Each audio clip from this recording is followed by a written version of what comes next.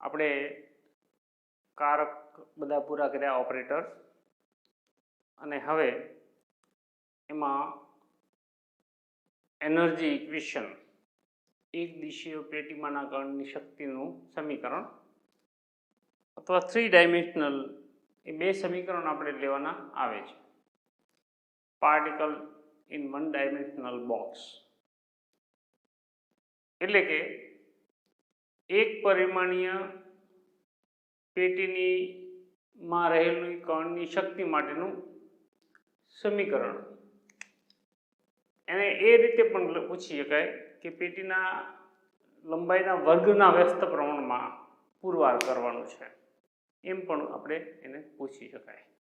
તો એ એક દિશીય પેટી માટેના સમીકરણ માટે એક આપણે કોઈ પેટી એટલે કે બોક્સ એક દિશીય છે એ ધારવાની છે. ખરેખર તો બોક્સ કોઈ દિવસ એક દિશીય હોય જ નહીં, પણ આપણે એ પહેલાં ધારવાની છે કે સપોઝ માનો કે એક દિશીય સમીકરણમાં આવું એક દિશીય સમીકરણ એક દિશીય બોક્સ છે. એમાં કોઈ એક કણ અથવા ઇલેક્ટ્રોન અહીંયા છે કે જેનું દળ છે એ m છે. તેનું દળ છે એ m છે. આ પેટીની એક દિશા સપોઝ માનો કે અહીંયા x બરાબર 0 છે, તો અહીંયા x બરાબર a છે, એટલે કે આનું અંતર છે એ a છે, બરાબર. અને આ ઇલેક્ટ્રોન છે એનું એક જ દિશામાં ગતિ કરે, એટલે કે સપોઝ x દિશામાં એ ગતિ કરે છે. આવું એ છે. હવે શ્રોડિંજર ઇક્વેશન 1 ડાયમેન્શનલ ઇક્વેશન છે એ કેવું છે? જો આવું છે. d square sin x divided by dx square plus 8 pi square m divided by h square into e minus v sin x is equal to 0. આ વન ડાયમેન્શનનું ઇક્વેશન છે. હવે તમે જુઓ કે ઇલેક્ટ્રોન છે એ પેટીની અંદર સતત ઘૂમતો હોય તો એની સ્થિતિ શક્તિ છે એ v બરાબર 0 થાય. હવે આ ઇલેક્ટ્રોન પેટીની બહાર હોવાની સંભાવના છે જ નહીં, પેટીની બહાર હોવાની સંભાવના નથી, છતાં આપણે એવું માનીએ કે એ બહાર હોય તો એની સ્થિતિ શક્તિ છે એ પેટીની બહાર ઇન્ફિનિટી હોય, એટલે એ બહાર હોવાની શક્યતાઓ નથી. અહીંયા કદાચ ન દેખાય તો પેટીની બહાર v બરાબર ઇન્ફિનિટી છે. આમ પેટીની અંદર સ્થિતિ શક્તિનું મૂલ્ય 0 છે. હવે એ સ્થિતિ શક્તિનું મૂલ્ય 0 હોય તો આને સપોઝ માનો કે શ્રોડિંજર ઇક્વેશન આપણે 1 નંબર આપીએ, તો એ શ્રોડિંજર ઇક્વેશનની અંદર સ્થિતિ શક્તિનું મૂલ્ય v બરાબર 0 મૂકીએ તો ઇક્વેશન કેવું થાય? આવું થશે. d square sin x divided by dx square plus 8 pi square m upon h square e sin x is equal to 0, કે જ્યાં v બરાબર 0 છે, કે જ્યાં v બરાબર 0 મૂકેલું છે. આને સમીકરણ નંબર 2 આપી દો. સમીકરણ 2.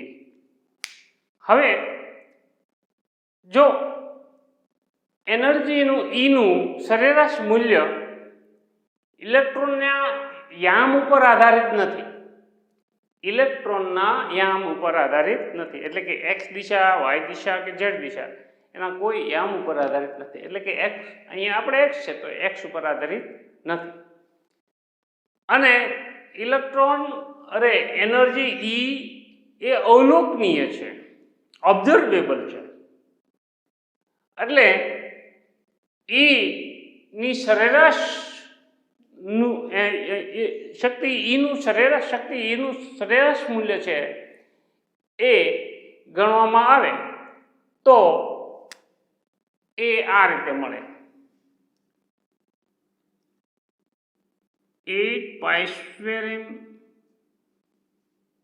upon h² E = α². કોઈ એક અચળાંક એના માટે ધારી લેવો પડે. 8π² upon h² E = α². કોઈ અચળાંક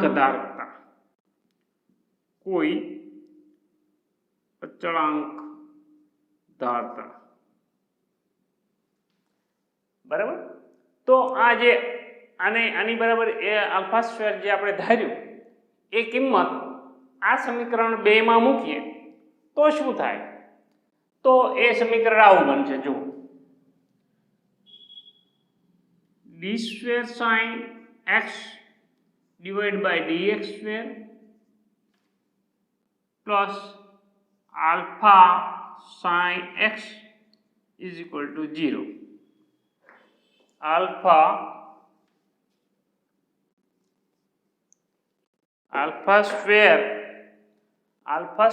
આની બરાબર α² ધાર્યો છે એટલે α² sin x = 0. આને સમીકરણ નંબર 3 આપીએ. સમીકરણ નંબર 3. હવે જો α² એ અચળ છે અને તેનું મૂલ્ય x ઉપર આધારિત નથી. હવે તરંગ વિધેય સાઇન નું મૂલ્ય સાઇન અથવા કોસાઇન હોઈ શકે. તરંગ વિધેય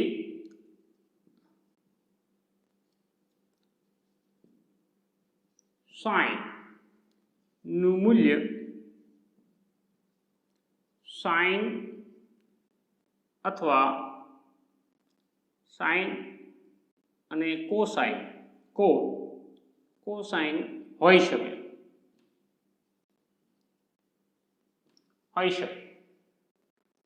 સાઇન અથવા અને તેથી સમીકરણનું બીજ, તો આ સમીકરણનું બીજ શું મળે? sin = a sin αx plus b cos αx. આવું સમીકરણ મળે. 3 એટલે 3 પછી 4 સમીકરણ, અને સમીકરણ 4 આપી દે. જ્યાં a અને b છે એ કોઈ અચળાંક છે, જ્યાં a અને b કોઈ અચળાંક છે. હવે તરંગ યંત્રશાસ્ત્રના નિયમ મુજબ તરંગ વિધેય સાઇન x ના સતત મૂલ્ય જેટલું હોવું જોઈએ. તરંગ યંત્રશાસ્ત્રના નિયમ મુજબ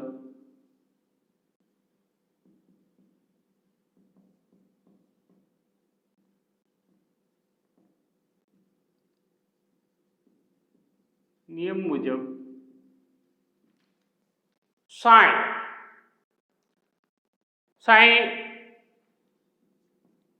x સાઇનનું તરંગ વિધેય સાઇન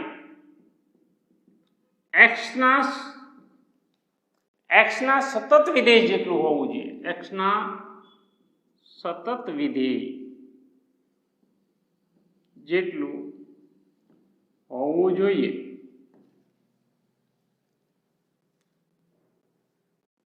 પણ કે કણ છે એ પેટીની બહાર હોવાની સંભાવના નથી. એટલે x બરાબર 0 અને x બરાબર a હોય ત્યારે સાઈ બરાબર 0 થાય. કણ પેટીની બહાર હોવાની સંભાવના નથી. અને તેથી x બરાબર 0 હોય ત્યારે પણ સાઈ બરાબર 0 થાય અને x બરાબર a હોય ત્યારે પણ સાઈ બરાબર 0 થાય.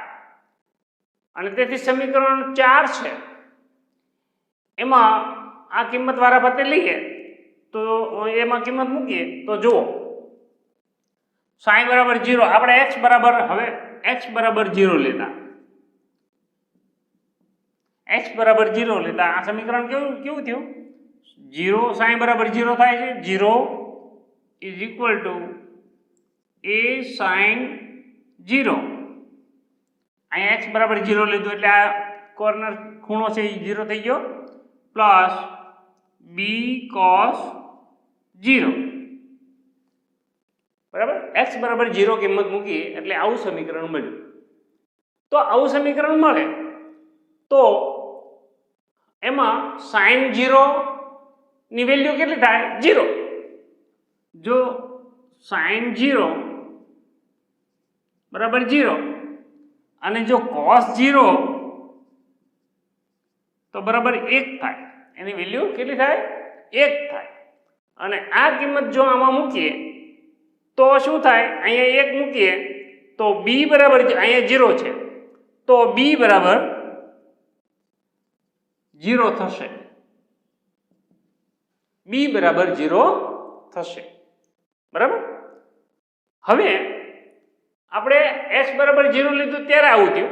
હવે x બરાબર a લઈએ ત્યારે શું થાય છે એ જુઓ.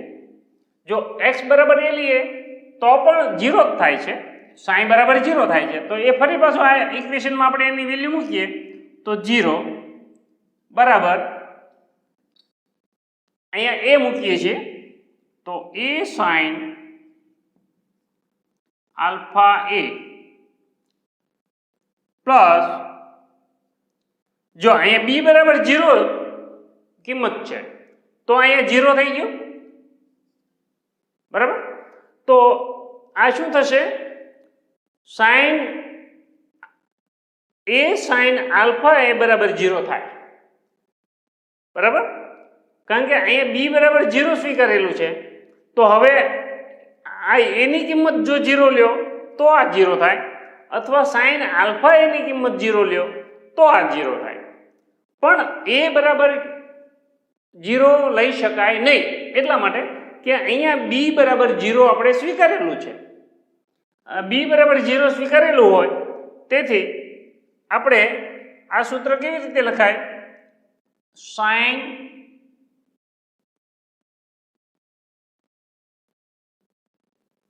એક મિનિટ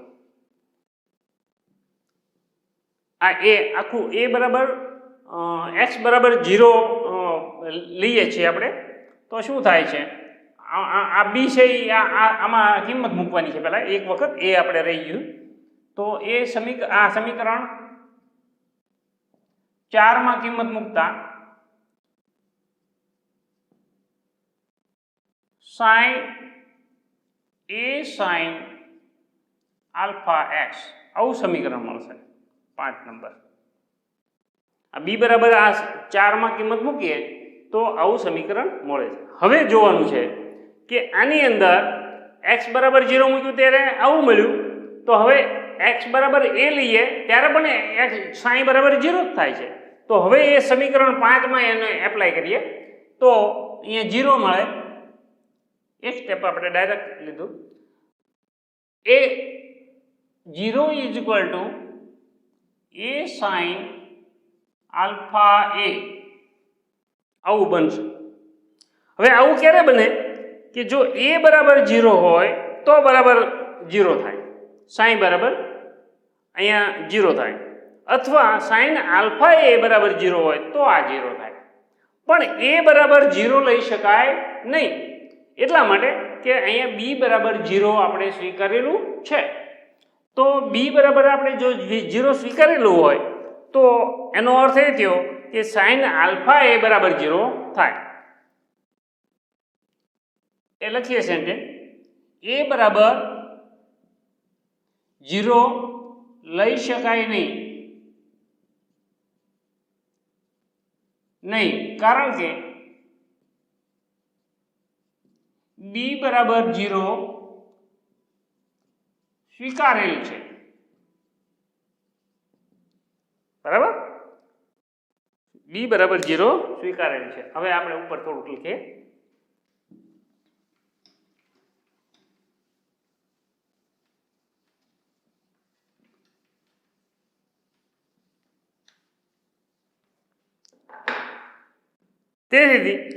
તેથી therefore sin alpha a બરાબર 0 થાય. એ ત્યારે જ શક્ય બને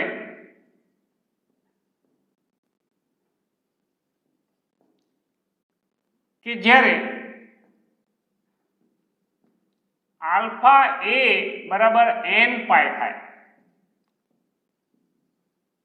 જ્યાં n બરાબર 1 2 3 એક્સેટ્રા આમ છે. આલ્ફા a બરાબર n પાઈ થાય. હવે આલ્ફા એ શું છે? સાઇન નો ખૂણો છે, થીટા. થીટા અને એ એક ખૂણો છે આલ્ફા એ, અને એ 0 ક્યારે થાય વેલ્યુ?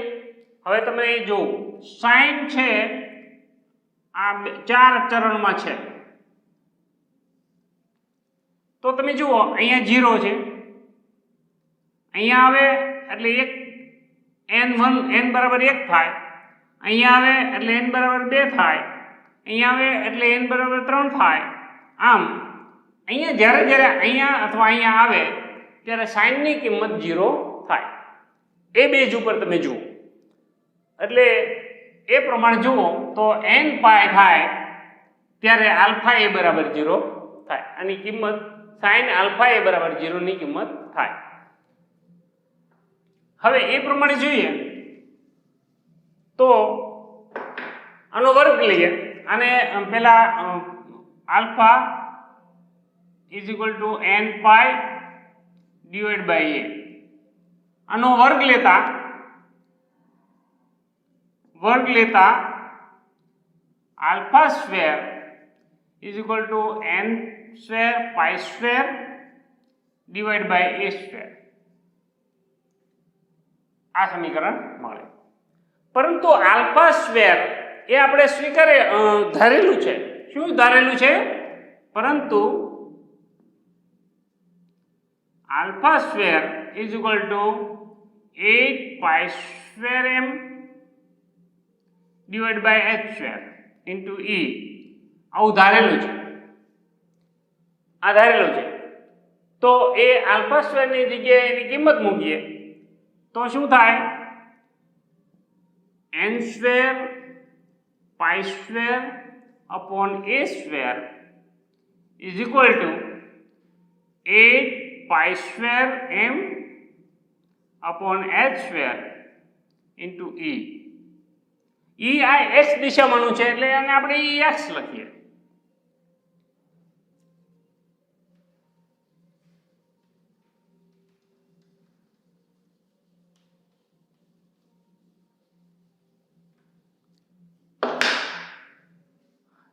હવે જો પાઈ સ્ક્વેર અહીંયા અને આ પાઈ સ્ક્વેર ઉડી જાય, therefore n સ્ક્વેર આ h સ્ક્વેર ને ક્રોસ ગુણાકાર કરી નાખીએ એટલે h સ્ક્વેર m ને અને 8 એની આ બાજુ લઈએ તો 8 m a square is equal two ex. x દિશામાંનું એટલે આ સૂત્ર થયું એ x એક પરિમાણીય એટલે કે x દિશામાંનું છે એની એનર્જી માટેનું સમીકરણ છે. તો આ સમીકરણ એને એનર્જી સમીકરણ કહી શકાય. પણ આપણે વધારે આગળ ઉપર જોવું હોય તો એમાં એક ક્વેશ્ચન એમ પણ પૂછાય કે એક પરિમાણીય પેટીમાં રહેલા કણની શક્તિ પેટીની લંબાઈના વર્ગના વ્યસ્ત પ્રમાણમાં, લંબાઈ કેટલી છે a, એના વર્ગના વ્યસ્ત પ્રમાણમાં છે એવું પુરવાર કરો, એવું કે તો એક સ્ટેપ વધારે લખવાનું છે કે જ્યાં અહીં n સ્ક્વેર h સ્ક્વેર અને m અચળ છે. 8 તો પોતે અચળ જ છે, આ પણ અચળ છે. Therefore, energy equation Ex is equal to 1 divided by a square. એટલે પેટીમાંના લંબાઈના વર્ગના વ્યસ્ત પ્રમાણમાં એનર્જી છે એમ સાબિત થાય. તો આ રીતે વન ડાયમેન્શનલ ઇક્વેશન જો તમને પુરવાર કરવાનું કહે તો એ પેટીમાંના કણ એટલે કે particle is one dimensional box, એક દિશીય પેટીમાંના કણની શક્તિ માટેનું સમીકરણ પુરવાર કરવાનું કહે તો અહીં સુધી કરવાનું છે. અને જો કણની શક્તિ પેટીની લંબાઈના વર્ગના વ્યસ્ત પ્રમાણમાં કહે તો એક સ્ટેપ વધારી અને અહીં સુધી આપણે પ્રૂવ કરવાનું છે. આ રીતે તમારે વન ડાયમેન્શનલ ઇક્વેશન પ્રૂવ કરવાનું આવશે.